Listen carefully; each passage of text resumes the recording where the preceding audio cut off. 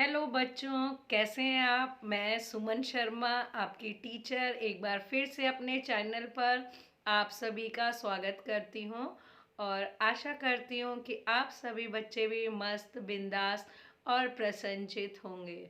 तो बच्चों, काफ़ी समय से मैं कोई वीडियो नहीं डाल पाई, इसलिए बहुत बहुत आपसे क्षमा याचना चाहती हूँ।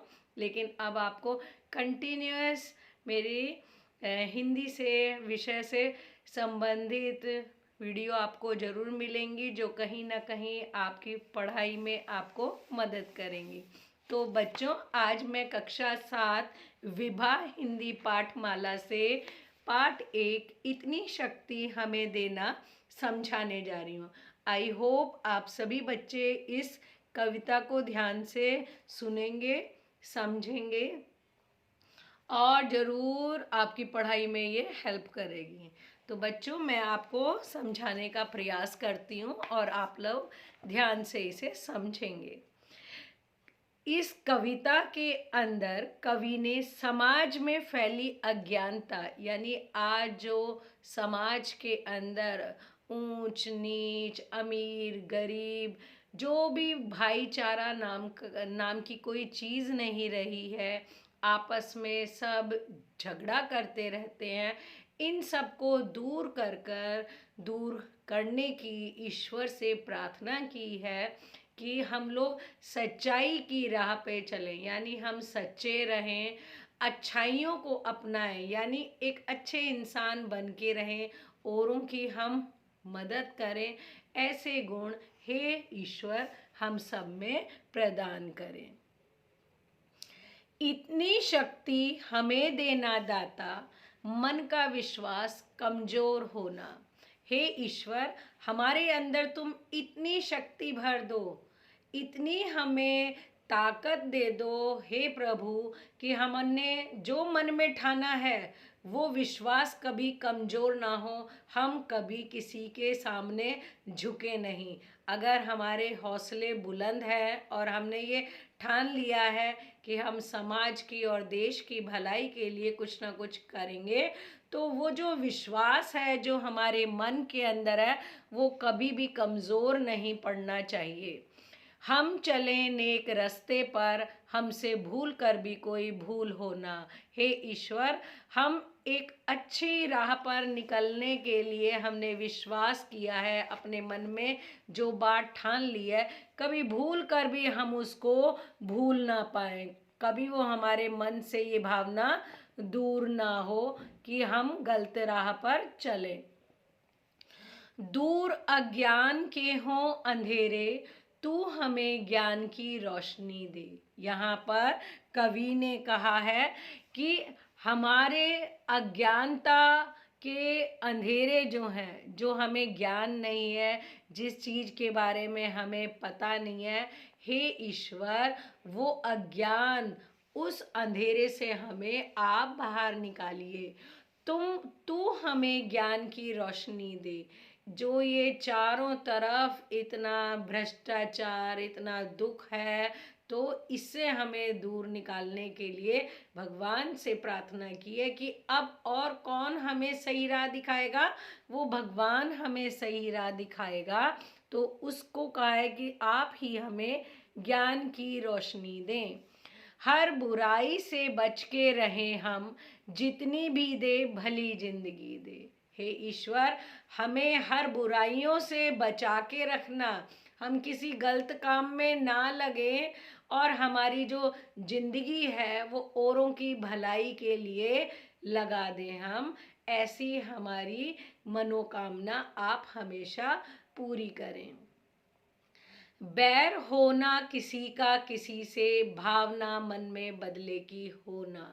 ऐसी भावनाएं आजकल बहुत ही कम बच्चों में या बड़ों में देखने को मिलती है, क्योंकि किसी के अंदर सहन शक्ति नहीं है, जो कि बहुत ज़रूरी है कि आज हर इंसान में होनी चाहिए। तो कह रहे हैं बैर होना किसी का किसी से, हमारा किसी से दुश्मनाई ना हो, हम सबके साथ प्रेम से रहें, भावना मन में बदले की ना हो, हमारे मनों के अंदर, हमारे मन के अंदर द्वेष की भावना नहीं होनी चाहिए कि उसने हमारे साथ ऐसा किया है तो हम भी उसके साथ बुरा करें, ऐसा बिल्कुल भी है ईश्वर हमारे अंदर ऐसी भावना ना डालना।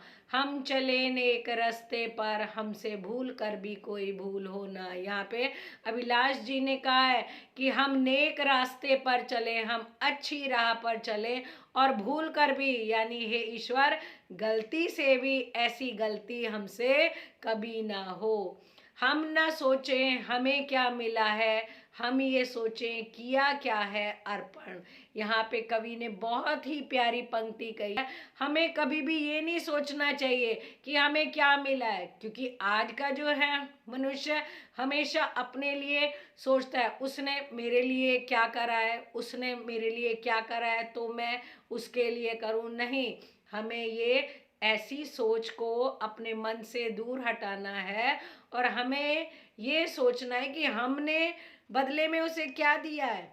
लेने की भावना के बारे में तो हम बहुत सोचते हैं, पर हमने क्या अर्पण करा है, उसको क्या दिया है, ऐसी भावना हमारे मन के अंदर होगी तो हम कभी भी ऐसे बुरे विचार हमारे मन में नहीं होंगे। फूल खुशियों के बाटें सभी को, सबका जीवन ही बन जाए मधुबन। अगर हमारे अंदर मन खुश है, हमारे अंदर हमेशा देने की भावना होगी, ऐसा हम नहीं सोचेंगे कि हमें क्या मिला है तो क्या है, हम समाज के अंदर हर किसी को खुशियाँ बांट सकते हैं। और क्या है, हम उनके जीवन को भी एक खुशहाल जीवन बना सकते हैं। जैसे बगीचे के अंदर बहुत सारे फूल खिले होते हैं, ऐसे ही हम उनकी जिंदगी में खुशबू फैला सकते हैं जब वो खुश होंगे। अपने करुण का जल तू बहा कर दे पावन हर मन का कोना। यहाँ पे कह रहे हैं कि अपनी दया का, हमारे अंदर अगर दया भावना होगी तभी तो हम किसी का भला कर सकते हैं, तभी तो हम हर किसी की जिंदगी का हर कोना खुशहाल बना सकते हैं। तो कवि ने कहा है कि हमारे अंदर इतनी दया भावना होनी चाहिए कि हम हर किसी का भला कर सकें, हर किसी की जिंदगी में खुशहाली कर सकें।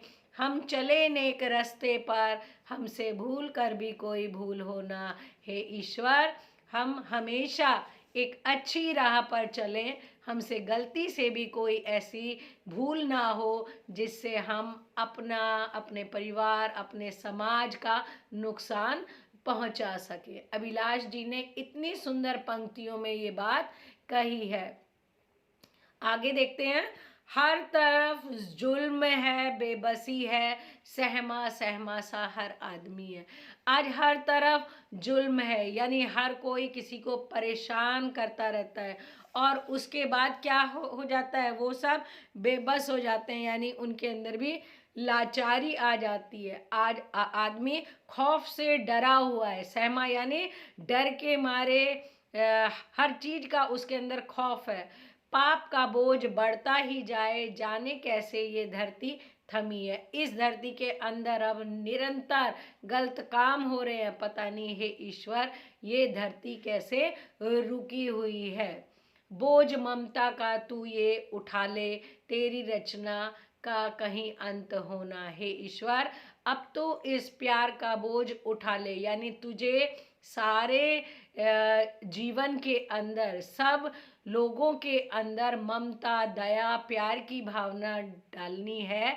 हे ईश्वर, अब तू अपना काम उठा ले जिससे कि इस पृथ्वी का अंत ना हो।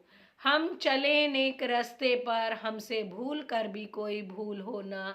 इतनी शक्ति हमें देना दाता, मन का विश्वास कमजोर होना। यहाँ पे अभिलाष जी ने कहा है हम नेक रास्ते पे चले, हम अच्छे रास्तों पे चलें, जहाँ पर अच्छी सीख मिले, भलाई मिले, गलत रास्तों पर हम ना चलें।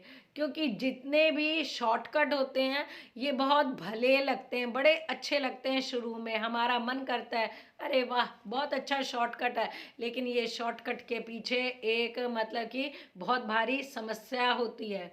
इसलिए हमेशा शॉर्टकट के चक्कर में ना पड़े और अपने अच्छी तरह से उस चीज़ को समझें कि ये क्या सही है और क्या गलत है, उसके बाद ही हमें अपने जीवन के फैसले लेने चाहिए। हे ईश्वर, इतनी शक्ति हमें आप देना कि हमारे मन में जो विश्वास है कि हम एक दिन इस देश को, संसार को बदलने की काबिलियत रखते हैं, तो आप प्लीज़ हमारे इस विश्वास को मत दूर करना, हमारे अंदर ये शक्ति हमेशा कायम रखना कि हाँ हम ये करके दिखाएंगे।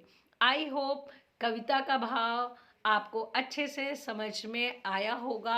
आप अपने दोस्तों को, अपने शुभ चिंतकों को प्लीज़ शेयर करें, जिससे कि हमें मोटिवेशन मिले।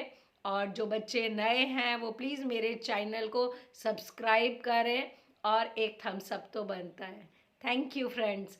चलिए अब मैं आपको कराती हूँ इस पाठ के शब्दार्थ। शब्दार्थ देखिए, शक्ति, शक्ति यानी ताकत, भूल यानी गलती, रास्ता, राह या मार्ग, ज्ञान, बुद्धि, रोशनी यानी प्रकाश, बैर, बैर यानी दुश्मनी, शत्रुता, मधुबन जहाँ हर प्रकार की खुशियाँ मिलें, जुल्म, जुल्म यानी अत्याचार, ममता, स्नेह और दया का भाव, हमें, हम, अपनी यानी स्वयं के लिए यहाँ पर प्रयोग किया गया है। तू यानी सुनने वाला या सामने वाले के लिए प्रयोग किया गया है, ये सर्वनाम शब्द है। अगला है कमज़ोर।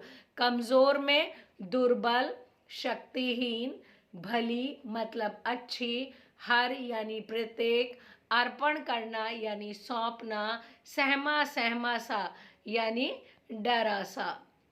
अगली पंक्ति में दाता यानी ईश्वर, विश्वास यानी भरोसा, अज्ञान यानी बुद्धिहीन, अंधेरा यानी अंधकार, जिंदगी यानी जीवन, पावन यानी पवित्र, करुणा यानी दया, बेबसी मतलब लाचारी, नेक मतलब सही, अच्छा, सहमा यानी डरा या घबराया हुआ, बांटना यानी देना या किसी को कोई चीज़ गिफ्ट करना, तरफ यानी और।